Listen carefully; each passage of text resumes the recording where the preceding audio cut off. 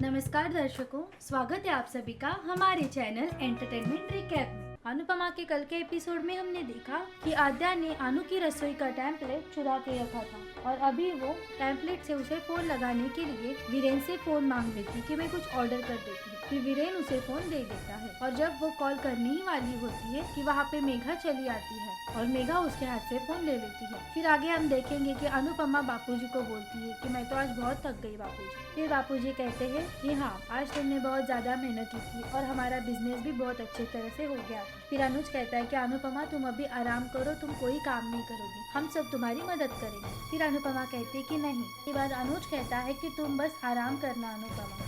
फिर आगे हम देखेंगे कि अनुपमा को आद्या के घर से कॉल आ जाता है और जब वो कॉल उठाती है तो कॉल पे सामने रहती है मेघा। मेघा उसे सब ऑर्डर्स दे देती है। फिर उसके बाद अनुपमा कहती है कि उनकी बच्ची बहुत भूखी है, मुझे ये ऑर्डर लेना ही पड़ेगा। उसके बाद मेघा शक की नजरों से आद्या की तरफ देखती ही रहती है। अनुज कहता है कि तुम ये खाना बना लो और मैं तुम्हें छोड़ के आऊँ। जब वो दोनों ऑटो में जा रहे होते हैं तभी ऑटो खराब हो जाती है। फिर अनुपमा कहती है कि आप यही रुकिए, मैं जल्दी से जल्दी ऑर्डर दे के आती हूँ, घर उनका पास में ही है। जब मेघा, वीरेन और आद्या खाने का इंतजार कर रहे होते हैं और डोरबेल बजती है तब आद्या दरवाजा खोलने के लिए चली जाती है। उसके पीछे पीछे मेघा भी जाती है, लेकिन जब दरवाजा खुल जाता है तब सामने होती है मेघा। मेघा आद्या को अंदर भेज देती है कि तुम अंदर जाके बैठ जाओ और फिर अनुपमा वो खाने का ऑर्डर उन दोनों के हाथ में दे देती है। उसके बाद हम देखेंगे कि आद्या अंदर रुक के जो धुन में अनुपमा ने आद्या को डांस सिखाया था उसी धुन में डांस करने लगती है और घुंघरू की आवाज अनुपमा को सुनाई देती है।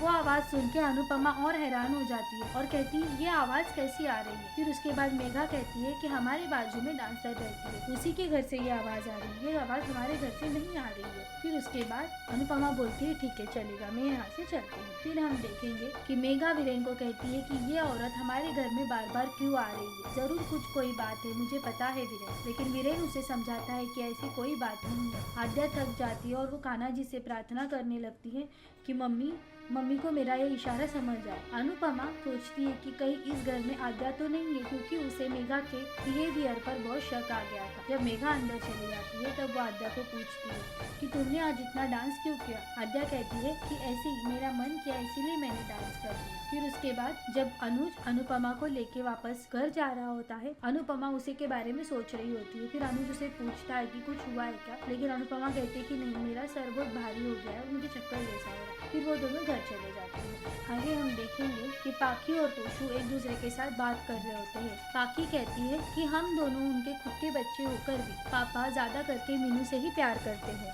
इतने पैसे होकर भी हमें कोई फायदा नहीं है, चलो हम दोनों एक दूसरे की नजर उतार लेते हैं। फिर ये सब हरकतें किंजल देख लेते और हंसने लगती है और किंजल कहती है तुम दिन भर सोते रहते हो, शाम को शॉपिंग कर जाते हो, फिर रात को पार्टीज करते हो और फिर भी तुम दोनों दुखी हो, तुम ये सीधी सीधी बातें कर रहे हो। मुझे तो ये सब सुन के बहुत हंसी आ रही है। और हंसते हंसते किंजल वहाँ से चली जाती है। तोशु और पाखी उसको देखते ही रहते हैं। फिर आगे हम देखेंगे कि अनुपमा जब घर वापस आती है तब वो घुंघरू बाहर निकालती है और उसकी छन छन की आवाज अपने कान में गूंजा रहती है। फिर ये सब नंदिता देख लेती है और नंदिता अनुपमा से पूछती है कि अनुदी क्या हुआ।